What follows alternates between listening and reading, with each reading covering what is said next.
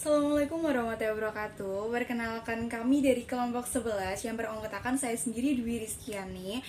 Ada Mbak Safina Tunaja, ada Mbak Anissa Nabila Fatima, dan Mas Miftah Farid yang sedikit akan menjelaskan tentang dinamika dakwah serta media dalam kacamata antropologi yang memahami tentang adanya radikalisasi dan diradikalisasi. Baik, langsung saja kita akan membahas tentang pengertian dinamika dakwah. Apa sih itu dinamika dakwah itu sendiri?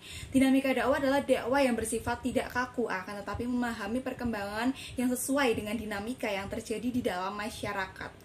Apabila dakwah dinamis terlaksana dengan baik, maka dakwah akan berfungsi sebagai alat dinamisator dan katalisator atau filter dalam mencapai kebahagiaan di dunia maupun di akhirat.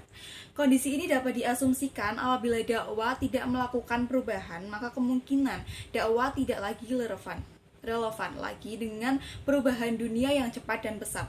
Perubahan yang terjadi sangat cepat melahirkan penerimaan variasi cara hidup di masyarakat. Apa sih contoh-contoh dinamika dakwah itu sendiri? Ada dinamika sosial, ada dinamika kelompok, ada dinamika musik, ada dinamika penduduk. Dinamika tersebut akan dijelaskan secara terperinci. Teman-teman bisa lihat langsung saja di makalah kita ya. Baik, selanjutnya ada beberapa poin materi yang akan dijelaskan oleh rekan saya.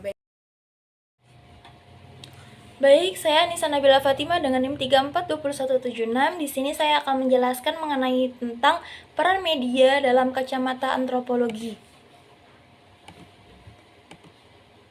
Di awal abad ke-20, antropologi mulai menggeser perhatian pada objek studinya. Bukan saja konsen pada masyarakat sederhana atau peasant society, akan tetapi juga mulai melirik ke studi media. Media adalah wahana yang mediasi manusia dengan kebudayaannya. Media juga yang menghubungkan manusia dengan sistem budayanya dari suatu kelompok ke kelompok budaya yang lain.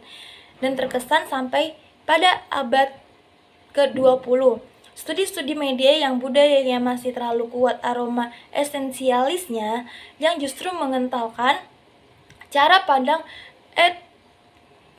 etnosentris di mana kecenderungan studi lebih memposisikan manusia hanya sebagai objektivitas kebudayaan dan bukan sebagai subjek kebudayaan antropologi media.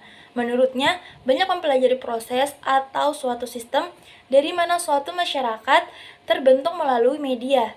Ia tertarik pada cara bagaimana individu menjadi mengikuti suatu kebudayaan dan ditransmisikan ke orang-orang melalui proses komunikasi media.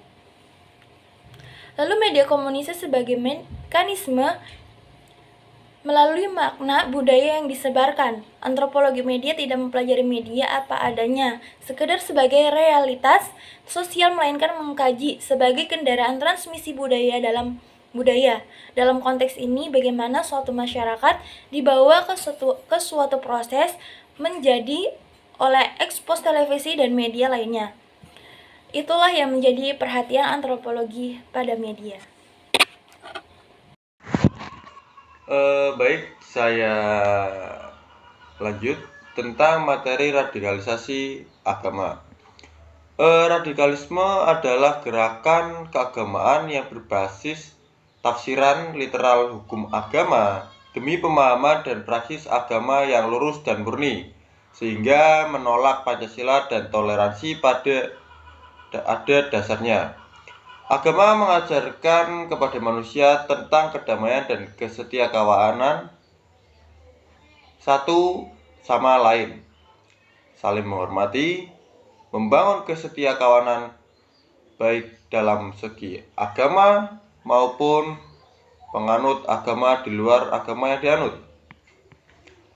Kelompok sekuler ini menginginkan Pancasila sebagai dasar negara yang harus dibebaskan dari pengaruh agama. Karenanya mereka gigih menolak adanya penyerapan nilai ajaran agama, khususnya Islam, ke dalam sistem hukum nasional karena dianggap tidak sesuai dengan Pancasila. Lahirnya gerakan radikalisme agama sebagaimana dikupas di atas merupakan segala perbuatan yang berlebihan dalam beragama yang pada gilirannya paham ini melahirkan orang-orang yang kaku dan ekstrim sehingga tidak segan-segan berperilaku dengan kekerasan dalam mempertahankan ideologinya. Baik, bisa dilanjut oleh Mbak Elsa. Terima kasih. Baik, saya akan menjelaskan untuk materi selanjutnya mengenai deradikalisasi agama.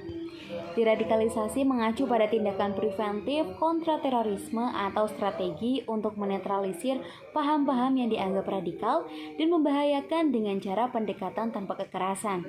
Tujuan dari deradikalisasi ini adalah untuk mengembalikan para aktor yang terlibat memiliki pemahaman radikal untuk kembali ke jalan pemikiran yang lebih moderat. Munculnya semangat radikalisme agama di samping karena alasan psikologis, terlalu bersemangat terhadap nilai-nilai Islam, tetapi juga disertai dengan pemahaman yang parsial dan berat sebelah terhadap agama Islam itu sendiri. Pemahaman yang tidak seimbang, parsial, dan berat sebelah ini tidak dapat dianggap sebagai pemahaman yang utuh dan tidak pula dapat dijadikan sebagai pegangan dalam menciptakan tatanan masyarakat yang ideal. Sebab pemahaman yang berat sebelah sudah pasti mengabaikan pesan-pesan moral lain yang juga mesti diterapkan. Dengan kata lain, pemahaman yang berat sebelah seperti ini pada dasarnya adalah pemahaman yang keliru, karena tidak dapat dipertanggungjawabkan baik secara metodologis maupun secara substansial. Oleh karena itu, melihat kelemahan yang ada pada cara pembacaan agama yang tidak seimbang ini, pemahaman yang baik itu sejatinya adalah pembacaan yang bersifat moderat. Terima kasih.